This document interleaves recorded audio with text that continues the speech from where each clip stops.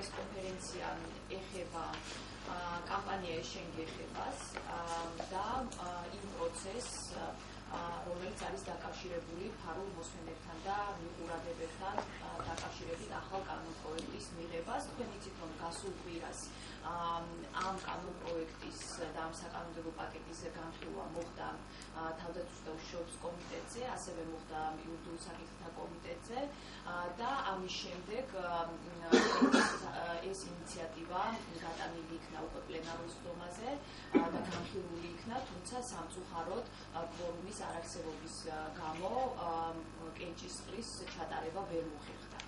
ჩვენ რატომ გადავწყვიტეთ ამ პრესკონფერენციის მოწყობა, იმიტომ რომ გვინდა კიდევ ერთხელ გავმარტოთ თუ რაზე და რა ცვლილებებზე არის საუბარი. თქვენ იცით, რომ თავიდან, როდესაც ჩვენ საუბრობდით ამ კანონპროექტზე, ჩვენ საუბრობდით ერთის მხრივ იმ პროგრესულ ცვლილებებზე, რომელიც მნიშვნელოვანი არის, რომ მოხდეს ჩვენს კანონმდებლობაში, ანუ ჩვენ საუბრობდით იმაზე, რომ ფარულ თვალთვალთან და მიყურებასთან დაკავშირებით უნდა შეიზღუდოს პირთა წრე, ასევე მნიშვნელოვანია განისაზღვროს იმ დანაშაულების ტიპები, რა დროსაც სამართალდამცავ უწყებებს აქვთ უფლება, რომ გამოიყენონ თვალთვალისა და მიყურების მეთოდები. ასევე ჩვენ ვამბობდით, რომ ამ საკანონმდებლო პაკეტში საუბარი არის იმაზე, თუ რა გარე მონიტორინგის მექანიზმები უნდა იქნა შემოღებული იმისთვის, რომ შინაგან საქმეთა სამინისტრო და სხვა სამართალდამცავმა უწყებებმა არ გამოიყენონ ბოროტად მათ ხელთ არსებული საშუალებები და ასევე ეს საკანონმდებლო პაკეტი გულისხმობდა იმას, რომ შინაგან საქმეთა სამინისტროს და სხვა სამართალდამცავ უწყებებს არ ექნებათ პირდაპირ წვდომა მობილურ ოპერატორებში დაცულ ინფორმაციაზე და ჩვენ სატელეფონო საუბრებზე. ის კანონპროექტი, რომელიც საბოლოოდ განიხილებოდა იურიდიულ საკითხთა კომიტეტზე და თავდაცვის და უშიშროების კომიტეტზე და ასევე პლენარულ სხდომაზე, ეს კანონპროექტი არ მოიცავდა იმ ყველაზე მნიშვნელოვან მუხლს, ანუ აქ არ იყო განხილვა იმ მნიშვნელოვანი მუხლისა, რომელიც შეეხება პირდაპირ წვდომას, ანუ ეგრეთ წოდებული გასაღების თემას და ამ კანონპროექტით, რომელიც განიხილებოდა, არ იქნება გადაწყვეტილი ეს მნიშვნელოვანი და სტრატეგიულად მნიშვნელოვანი საკითხი, ძალიან მარტივად რომ ვთქვათ, ეგრეთ წოდებული გასაღები ისევ რჩებოდა სამართალდამცავი უწყებების ხელში. სხვა დანარჩენი დებულებები, რომელზეც მე ვსაუბრობდით, ამ დებულებების მიღება პირველი მოსმენით შესაძლებელი მოხდა, თუმცა კიდევ ერთხელ ვამბობ, არა იმ დებულების, რომელიც საუბრობდა იმაზე, რომ სამართალდამცავ ორგანოებს უნდა აეკრძალოს პირდაპირი წვდომა მობილურ ოპერატორებში დაცულ ინფორმაციაზე.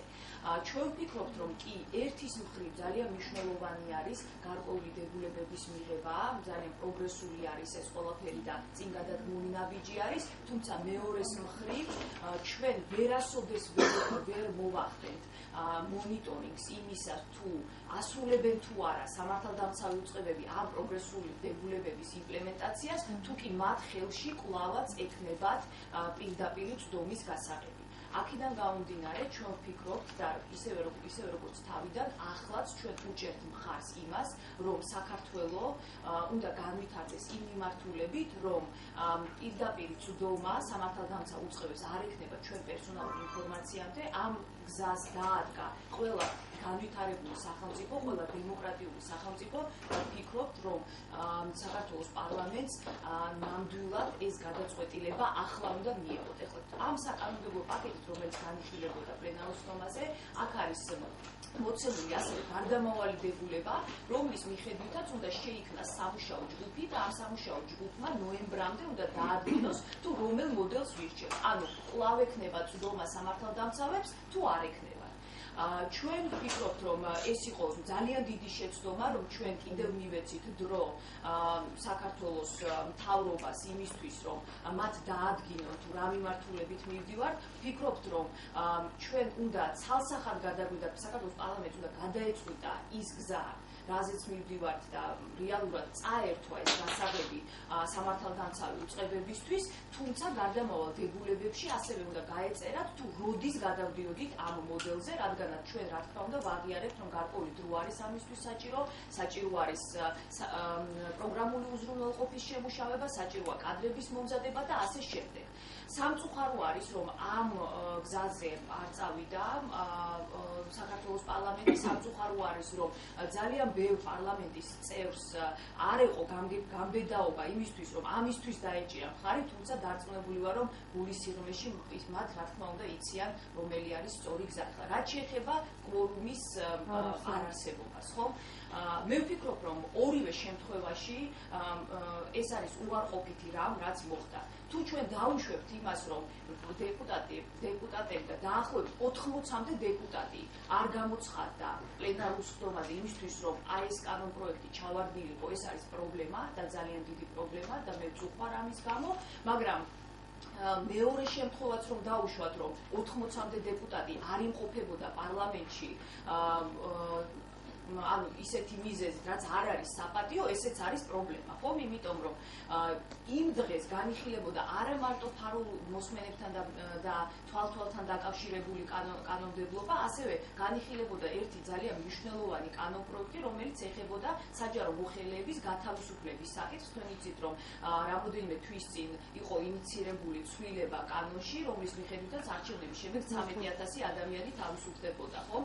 ავტომატურად სამსახურებიდან. ანუ ესეც იყო ძალიან მნიშვნელოვანი საკითხი, ამის გადაწყვეტაც და ამის კენჭისყრაც უნდა მოხდარიყო იმ პლენარულ სხდომაზე და მე ვფიქრობ, რომ ეს არის ძალიან ცუდი რამ, იმედი მაქვს, რომ ამ 80 ადამიანს საპატიო მიზეზი ექნება იმისა, რატო არ იმყოფებოდა იმ დღეს პარლამენტში და მე უკვე აღარ ვლაპარაკობ იმას, რომ რიგარეშე სხდომის მოწყობა დამატებით ხარჯებთან იქნება დაკავშირებული, ის რომ 150 კაცი უნდა წავიდეს პარლამენტში, აქ იქნება ეს დაკავშირებული იქნება საწვავის ხარჯთან, იქნება დროსთან დაკავშირებული და ასე შემდეგ, ხო? ანუ გარკვეულწილად მიზანმიმართულ ქმედებას ხედავ თამაში, ამის მიზეზი გარკვეულწილად იცით, ჩვენ ძალიან რთული არის ახლა მტკიცება იმისა, რომ სპეციალურად იყო ეს გაკეთებული თუ არა, მაგრამ ჩვენ ვხედავდით, რომ მთელი ამ დროის განმავლობაში ამ კანონპროექტს ჰქონდა ძალიან დიდი წინააღმდეგობა, ხო?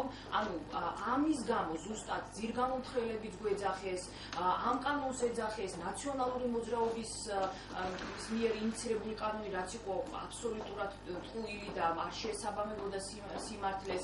ასევე იყო საუბარი, რომ ეს იყო ძალიან სახიფათო ჩვენი ქვეყნისთვის და ასე შემდეგ. ასევე ჩვენ დავინახეთ, რომ არც პლენარულ სხდომაზე და არც საკომიტეტო მოსმენებზე შინაგან საქმეთა სამინისტრო და სამართალდამცავი წყობების წარმომადგენელი არ იმყოფებოდა და ესეც კიდევ ერთხელ ადასტურებს იმას, რომ ანუ აბსოლუტურად არ არიან მიმართულები იმისკენ, რომ რაღაცნაირად ჩვენთან ითანამშრომლონ, ხო?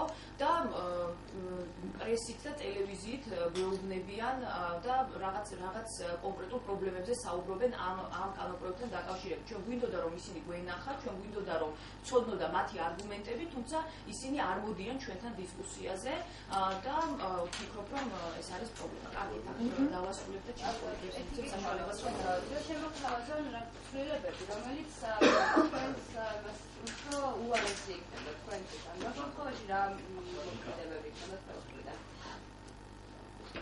ანუ თუ არ უარესი უკვე არის ის, რომ ამოღებული არის ყველაზე მთავარი და მნიშვნელოვანი პუნქტი კანონიდან. ეს არის ახლა უარესი, იმიტომ რომ ის პრობლემა, რასაც ჩვენ ხედავდით წლების განმავლობაში, ეს პრობლემა არ გადაიჭრება, ხო? ახლა რეალურად ჩვენ როდესაც საუბრობთ, რომ წინა ხელისუფლებამ შეაგროვა 28,000 ფაილი და შექმნა არქივი, ამ არქივის შეგროვება ლეგალური წესით არ მოხდა, ხო? ანუ მოსამართლე ძირითადად მოსამართლე არ გასცემდა თანხმობას იმისთვის, რომ ეს ჩანაწერები განხორციელებულიყო, ხო? ეს იყო იმ საშუალებებით გაკეთებული, რა საშუალებებიც ჰქონდა შინაგან საქმეთა სამინისტროს და ანუ ერთ-ერთი ხა ნაწილი ამ არქივისა ასევე იყო აუდიო ჩანაწერები და ეს აუდიო ჩანაწერებიც ისე მოხდა, ანუ ეს სატელეფონო ჩანაწერების ჩაწერა მოხდა ზუსტად იმის საშუალებით, რომ მათ ჰქონდათ პირდაპირ ცდომა, ხო? ამაზე არის საუბარი. ერთი წამი დავიქო.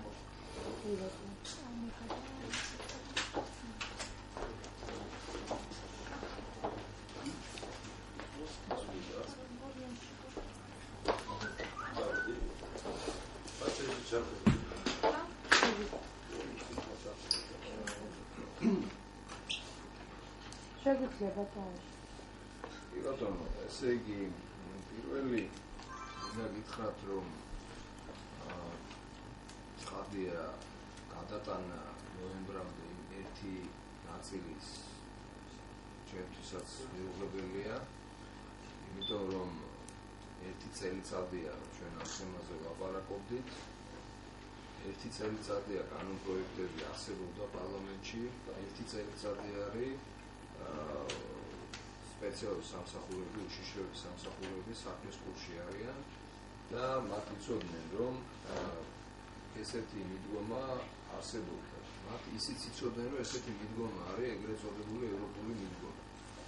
პირდაპირ გეტყვით, რომ აქ ლაპარაკია ძალიან მარტივ საკითხებზე. გვინდა ევროპული მიდგომა თუ არ გვინდა ევროპული მიდგომა? ევროპული მიდგომა არის, რომ გასაღები არჩება შინაგან საქმეთა ორგანოებს. არაევროპული მიდგომა არის, რომ გასაღები რჩება შინაგან საქმეთა ორგანოებს. და ეხლა ის, რომ მათ არ იციან თურმე, რომ ამისი ტექნიკური უზრუნველყოფა არის საჭირო, ეს არგუმენტი არის ჩემთვის არასერიოზული და ისო კომისია უნდა შეიქმნას, მათ ძალიან კარგად შეეძლოთ გაერკვიათ და გადაწყვეტილება იქნებოდა მარტივ გაერკვიათ თუ როგორ მუშაობს ეს სისტემა ევროპაში. არ არის მე მგონი ევროპა მთვარეზე და მარსზე შესაბამისად ძალიან ადვილად შეიძლებოდა ამის დადგება. ეს ერთი. ამიტომ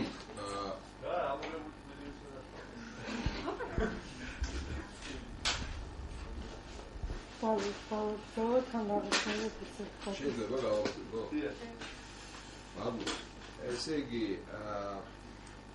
ამიტომ გადატანა ნოემბრამდე ყოველ შემთხვევაში ჩემთვის ეს არ არის მიზეზი თითქოს ვიღაცებმა დაждენ და გაარკვიო.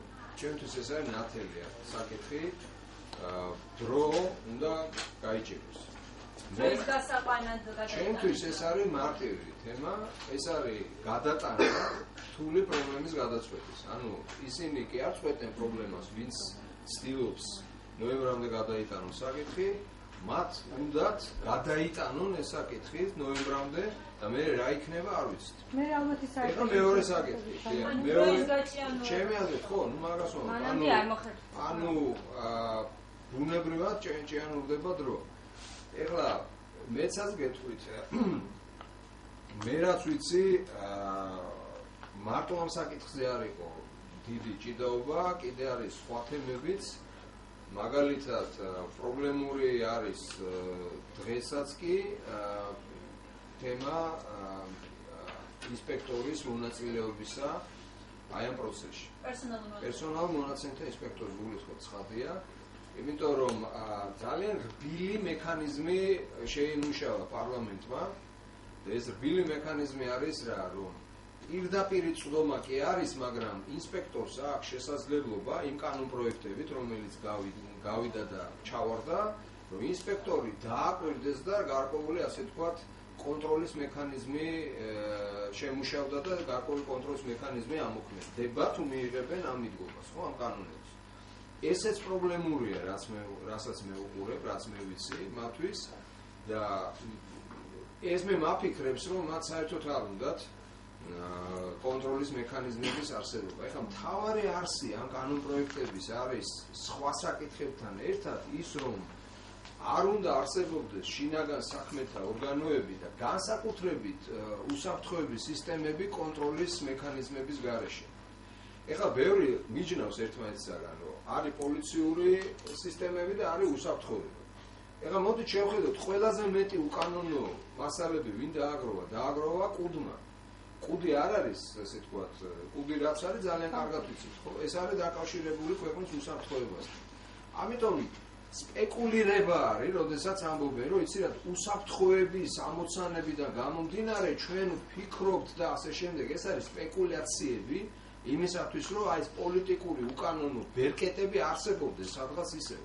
და ჩვენ ამას ვერ შევეგუებით. არანაირი შესაძლებლობა არ არსებობს, რომ შევეგუოთ და კომპრომისები იყოს ისეთი, რომ დაზიანდეს სისტემური მიდგომები. ეს არ შეიძლება. თუ ჩვენ გვინდა, რომ არის მუხლები, არის გარკვეული ელემენტები ამ კანონებში, თუ ის ელემენტი არსებობს, ესე იგი არსებობს ნორმალური სისტემა, თუ ვიღაცა ამას ამოიღებს, ეს ნიშნავს, რომ სახლი ხუხულოსავით ინგრევა. არ შეიძლება ამის დაშვება, რომ კონტროლის მექანიზმი ან ყველაზე მთავარ ღერსში, ყველაზე მთავარი არტერია რაც არის ინფორმაციის ამოღების, იქ არ არსებობდეს კონტროლის მექანიზმი. თუ ვიმეორებ ევროპაში, მთელმა ევროპამ პრაქტიკულად მოახერხა და ჩართეს კონტროლის მექანიზმები ამ არხში, რატომ არ შეიძლება საქართველოს გააკეთოს იგივე? და თუ ვინმე გვეტყვის, რომ არა ეს არ შეუძლია საქართველოს გააკეთოს, ეს ნიშნავს ძალიან მარტივს, მათ უნდა დატოვონ ძველი სისტემა. და კიდევ ერთი საკითხი. ასევე საერთაშორისო ექსპერტებთან დაკავშირებით. ანუ დღეს არის ესეთი ნათქვამი იყო, რამდენჯერმე მოვისმინე, თითქოს საერთაშორისო ექსპერტები ითხოვდნენ და თავაზობდნენ გარკვეულ დროს იმისათვის, რომ რაღაცეები შემუშავებულიყო, დაფიქრებული. ესეც არ არის ბოლომდე, ასე ვთქვათ, კორექტულად ნათქვამი. მე მონაწილეობდი ამ პროცესში, ვარ ერთ-ერთი ავტორი ამ კანონპროექტების და ძალიან კარგად ვიცი, რას თავაზობდნენ საერთაშორისო ექსპერტები. ისინი გვეუბნებოდნენ არა იმას, რომ კანონი გადაიწიოს ამ კუთხით და ბოლოს დაეთანხმენ, რომ კანონი კარგია.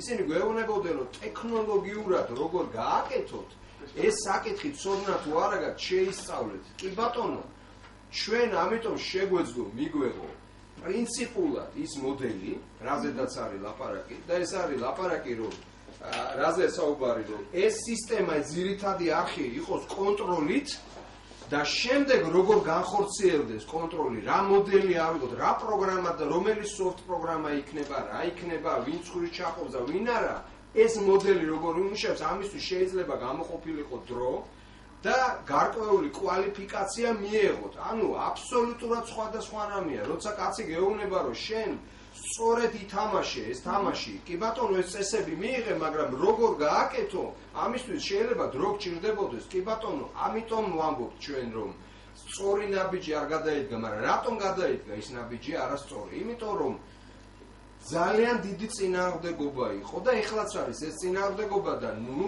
ფიქრობს ვინმე, რომ ყველაფერი არის ძალიან ისე რა ხავერდოვანი სიტუაცია და არაფერი არ ახსენებ, ეს წინააღმდეგობა იყო. და მეცაც გეტყვით, რამდენიმე თვის წინ 100%-იანი პრაქტიკულად მიუღებლობა იყო ამ კანონპროექტების. და ის განცხადებები, რომელიც გაკეთდა ჩვენს მისამართით, რომ ეს არის ძირგამომთხრელი საქმე, ეს იყო ზუსტად ის სულისკვეთება, რომელიც მათ თავიანთ დასკვნებში დაწერეს. მე გულისხმობ სამართალთა დამცავების და აღმასრულებელი ხელისუფლების იმ ნაწილს. ამათ ეს პოზიცია ქონდათ, უბრალოდ ეს პოზიცია დაიძლია, იმიტომ რომ ჩაერთო საერთაშორისო თანამეგობრობა და ნათელი გახდა თუ რასთან ქონდა საქმე და მათ დაუჭირეს, უცხოელებმა დაუჭირეს, პარლამენტში მნიშვნელოვანმა ნაწილმა დეპუტატების დაუჭირა, სამოქალაქო საზოგადოებამ დაუჭირა, მხარი და ეს შეუძლებელი გახდა, რომ ესეთი ხისტი ბოლომდე პოზიცია ქონოდა. მაგრამ არ არის ისე, რომ პავლე სავლე გახდა ორ თვეში. ძალიან კარგად გვესმის ეს, მათ ეს კანონი არ უნდათ. ვიღაცებს, იმიტომ ვამბობთ, რომ სისტემა ჯერ კიდევ არის ძველი, ხალხი არის ძველი, კანონები არის ძველი. და ეს არის ეს რეალობა, რომელიც გვაქვს დღეს. ამიტომ ჩვენ უნდა ვიყოთ ძალიან ყურადღებით, რომ მივიღოთ ეს კანონები, რაც შეიძლება სწრაფად, ძალიან სწორი იქნება და პრინციპულია, რომ სამარცხვინო ამბის მერე რაც მოხდა სამწუხაროდ ვიმეორე პარლამენტში, როდესაც ერთ-ერთი ყველაზე მნიშვნელოვანი კანონები, რომელიც ბოლო დროს მიიღო პარლამენტმა. ამდენი დისკუსიების შემდეგ ჩავარდა ქორომი, ანუ რას ნიშნავს ეს რა არის? სამარცხვინოა რა. მეტი ამაზე თქმა არ შემიძლია. ეს არის სამარცხვინო რამე, როდესაც ასეთი ყველა დეპუტატი პრაქტიკულად მონაწილეობდა ამ დისკუსიაში და ვაი-ვაის იძახდა სულ. და ყველაზე მნიშვნელოვან მომენტში კენჭი თითი რომ უნდა დააჭიროს, ისინი არ მიდიან სხდომაზე. ეს რას გავს რა? ამიტომ თუ გვინდა რომ კიდე არ გადაიდოს და რაღაცა ვიღაცემა კიდევ არ გაგვაცურონ და მოგვატყუონ, ძალიან მნიშვნელოვანი იქნება რომ ჩატარდეს ეხლა ამ თვეში რიგარეშე სხდომა, გავიდეს პირველი კითხვით იმისათვის რომ ივნისში მეორე და მესამე კითხვით მივიღოთ ის დანარჩენი ნაწილი და ეხლა წყდება მე მგონი ეს ამბავი, იმიტომ რომ პარლამენტის თავმჯდომარე რამდენად მევსია მას აქ შეხვედრა ფრაქციის ხელმძღვანელებთან და იქ წყდება ეს თემა და მე მაქვს დიდი იმედი რომ ეს საკითხი ესეთნაირად გადაწყდება, რომ ისინი დღის წესრიგში ეხლა შეიტანენ ამ საკითხს. აი ეხლა არ ვიცი ამ კვირაში ამ კვირაში რომ შეიტანონ პრეზიდენტის გადაწყვეტილება საჭირო, შემდეგ კვირაში რომ შეიტანონ პარლამენტის თავმჯდომარის პირდაპირ შეუძლია დანიშნოს ხდომა. აი ეს განსხვავებაა იურიდიული ხასიათის. ანუ თქვენ რო ჩამოყალიბდეთ მოთხოვნებში ბატონო, რიგგარეშე სხდომის მოწვა თქვენ ამბობთ, სწრაფად უნდა მოხდეს და სწრაფად უნდა გადაიწყოს. რა თქმა უნდა, აუცილებელია რომ შეიძლება სწრაფად დასრულდეს ამ ნაწილზე მაინც ამდენი გაუთავებელი იწილობი. ბატონო, შეკითხვა შეიძლება? თუ თქვენ ანდა რა ვიცი. ან შეკითხვა მქონდა. ეს შეკითხვა თან სამივესთან მაქვს შეკითხვა. რა საფიეთ ეს შეკითხვა? ან ვიქო საუბარი არასაკმაოდ სექტორი ჩაებნება ამ. აი მე მაშინ მე დავუწყო ზვიას და მე გაქცევთ უკითხე ვიქნო. ბატონ ზვია, თუ ლაი პროდიუს კომენტირება, თქვენი მომხმარებელი შედეგი საფრთხეა, რომ პირველ მოსმენკელის და ჯარის კონდიციონი. აი, პირველ კომისარი თუ იმას რომ მე ვფიქრობ საზოგადოების მაგალ ინტერესიდან გამომდინარე იმასაც აქვს მნიშვნელობა თუ რეალურად რატომ მოხდა ის რაც მოხდა. ამიტომ ამაზე საუბარი მე ვფიქრობ მნიშვნელოვანია. ფაქტია რომ ამის შედეგი ამის მიზეზი ერთის რომ შეიძლება იყოს დეპუტატების უპასუხისმგებლობა, ისინი რეალურად ფუნქციონალურად უძიებიან იმ საქმიანობას, რასაც ახორციელებენ. ამის მიზეზი შეიძლება იყოს ის რომ არ არსებობს ზოგადად პოლიტიკურინება ხელისუფლების, როგორც აღმასრულების ისე საკანონმდებლოში რომ საკითხის გადაწყვეტა მოხდეს. და არის მესამე ვარიანტიც, როდესაც აღმასრულებელი ხელისუფლება ცდილობს აჩვენოს საკუთარი ბერკეტის არსებობა საკანონმდებლო ხელისუფლებაზე. ვინაიდან ჩვენ კარგად გვესმის, რომ პარლამენტის თავმჯდომარემ სპეციალური პრესკონფერენცია მიუძღვნა ამ საკითხს, რომელზეც მან დაანონსა, რომ ამ კანონის მიღება მოხდებოდა პირველი მოსმენით არჩევნებამდე, როდესაც სასესიო კვირა იყო და რეალურად ჩვენ ვხედავთ სიტუაციას, როდესაც ეს ვერ ხდება. შესაბამისად შეიძლება არსებობდეს იმის ეჭვის საფუძველიც, რომ ეს ხდება სწორედ აღმასრულებელი ხელისუფლების პოლიტიკური ბერკეტის არსებობის ხაზგასმა ამ საკითხის ჩაგდებასთან დაკავშირებით. მეორე რაც მე მინდა, თუმცა მთავარი რა თქმა უნდა არის შედეგი და ამ შედეგს ქვია ის, რომ არაფერი არ იცვლება, გვაქვს იგივე კანონმდებლობა, იგივე ადამიანები და იგივე სისტემა და პრაქტიკა, რომელიც არსებობდა აქამდე. მეორე რასაც მინდა ხაზი გაუსვა, ყოველთვის უსმევდი ხაზს იმის მნიშვნელობას, რომ საკითხის და რეფორმის მნიშვნელობიდან გამომდინარე აუცილებელი იყო ამ საკითხისადმი საზოგადოებრივი ნდობის უზრუნველყოფა. როგორც წარმოგიდგენიათ, ეხლა თქვენ, როდესაც ინიცირებული იყო საკითხი, სადაც ძალიან ბევრი რეფორმისტული საკითხი იყო გათვალისწინებული, მაგრამ რეალურად ყველაზე მნიშვნელოვან თემაზე და ეს თემა არის ზუსტად ის, სად უნდა იყოს გასაღები, მოსახლეობას ვეუბნებოდით იმას, რომ რეალურად ამას სწორედ კვლავ შინაგასაქმეთა სამინისტროში. ლოგიკურია, რომ ამ საკითხის მიმართ ვერ იქნებოდა საზოგადოების ნდობა და ეხლა ამ პირობებში, როდესაც უკვე პრაქტიკაში ვხედავთ იმას, რომ რეალურად ხელისუფლება ეჩენს ისეთ სისუსტეს, რომ იმ ტიპის ეგრეთ წოდებული კომპრომისული ვერსიის მიღებასაც ვერ ახერხებს, რომელიც ინიცირებული იყო მის მიერ. კამპანიას რაც შეეხება, მე ჩემი მხრიდან თავისუფლებას მივცემ აღნიშნო ის, რომ როდესაც ჩვენ ამ განხილვების შემდეგ ბრუნდებოდით, განვიხილავდით იმ საკითხსაც, რომ დროებით კამპანია შეჩერებული იყო. ეს ხაზს უსმევს ჩვენს ძალიან პასუხისმგებლიან დამოკიდებულებას ამ თემის მიმართ, იმიტომ რომ ჩვენი წინა განცხადებისას ხაზი გაუსვით იმას, რომ არ გვინდა კამპანია იყოს გამოყენებული როგორც პოლიტიკური ბერკეტი სხვადასხვა პოლიტიკური ჯგუფების მხრიდან. შესაბამისად მოახლოებული არჩევნების გამო ჩვენ ვფიქრობთ, რომ დროებით და იმის გამო, რომ თუ ეს ნაბიჯი გადმოერგმებოდა ხელისუფლების მხრიდან და პირველი მოსმენით მიღებული იქნებოდა კანონი, ჩვენ შეგვეჩერებინა კამპანია დროებით, მაგრამ რეალურად ჩვენ ვართ არა იმ მდგომარეობაში, რომ კამპანია შევაჩეროთ, არამედ ვართ იმ მდგომარეობაში, რომ დამატებით აქტივობებზე ვიფიქროთ იმისათვის, რომ მოვახდინოთ საზოგადოების მობილიზება. იმიტომ რომ ხაზი მინდა გაუსვა, ეს არის არა იმ ტიპის რეფორმა, რომელიც არის 3, 4 თუ 10 არასამთავრობო ორგანიზაციების ინტერესებში, არამედ არის იმ ტიპის რეფორმა, რომელიც ეხება თითოეულ მოქალაქეს. ასე რომ ჩვენი ინტერესი არის, რომ მოვახდინოთ მოსახლეობის მოსაზრებების მობილიზება იმისათვის, რომ ეს პრობლემა ერთხელ და სამუდამოდ გადაიჭრას და რამთავარია ხელისუფლება იგრძნოს ეს წნეხი, რომელიც კამპანიის სახით მასზე ვრცელდებოდა მთელი ამ ხნის განმავლობაში. იმ კომისიაში, რომელიც უნდა შეიქმნას, ხო და როგორც ნამდვილად იმუშავა, საუბარია, რომ არასამთავრობო სექტორის უნდა შევარდეთ, სავარაუდოდ თქვენზე არის ლაპარაკი, ხო, ეს შემიძლია წარმოგიდგენთ.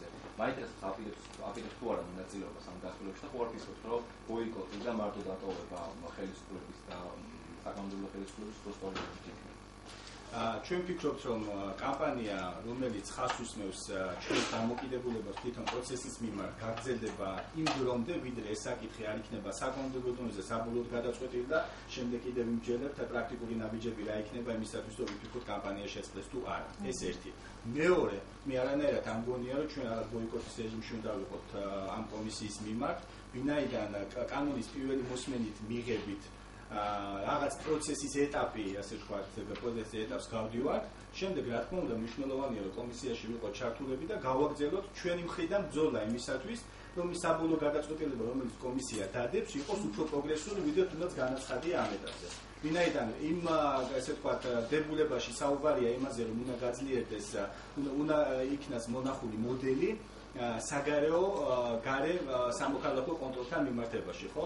ან ვერ შეიძლება მივიღოთ ისე, რომ საუბრობთ სისტემას ვტოვებთ ისე, როგორც იყო და იქნება რაღაც კონტროლის მექანიზმი, ან მათ შორის ეს დებულება მოიაზრებდეს იმას, რომ რეალურად ეს სისტემა გადის შინაგან საქმეთა სამინისტროს, ასე რომ მე ვფიქრობ, რომ აქ უკვე მნიშვნელოვანი იქნება, რომ კომისიის ფარგლებში სწორედ მეორეს მივახციოთ ყველა მე. კიდევ ერთ საკითხზე მაინტერესებს თქვენი აზრი. ბატონო, თქვენ როდესაც საუბრობთ მობილურ ოპერატორებთან დაკავშირებით, თქვენ ამბობთ არჩეშვილი და ამ სტუდიაში, რომელიც ამბობდა, რომ აი არასამთავრობოების განცხადება, რომ მობილურ ოპერატორებს გადაეცეთ ეს წვდომის საკითხი. თქვათ არ არის გამართლებული იქიდან გამომდინარე, ჩვენ არ ვიცით, როგორ გამოიყენებენ ამას მობილური ოპერატორები. ბილაინის მაგალითი იყო, იგივე ნახსენები, რომ აი თქვათ რუსული კომპანია ბილაინი და შესაძლოა ის სულად იყოს გამოყენებული. თქვენ როგორ ხდებათ რეალურად ხედავთ თუ არა საფრთხეს და მისი მხრიდან შემოთავაზებული იყო საკოლი ინსპექციის გავსად რაღაცა ჯგუფი ადამიანების შეეცნათ თითქოს, რომლებიც დააკვირდებიან რეგულარულად აი ამ პროცესებს და მოულოდნელად გააკონტროლებენ შინაგან საქმეთა სამინისტროს. კი, ვითხრით. ცით რა გეტყვით ახლა მიკროფონში ატომია ისე გეტყვით. როგორ გითხართ აი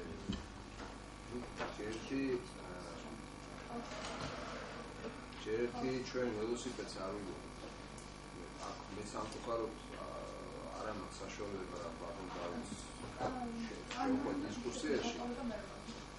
ბატონ დავითს თუ აინტერესებს შეუძლია ნახოს განვითარებული ქვეყნების მაგალითები. მე სპეციალურად გამოვიყენე ტერმინი ევროპული მოდელი. აქამდე ეს ტერმინი არ გამოვიყენებია.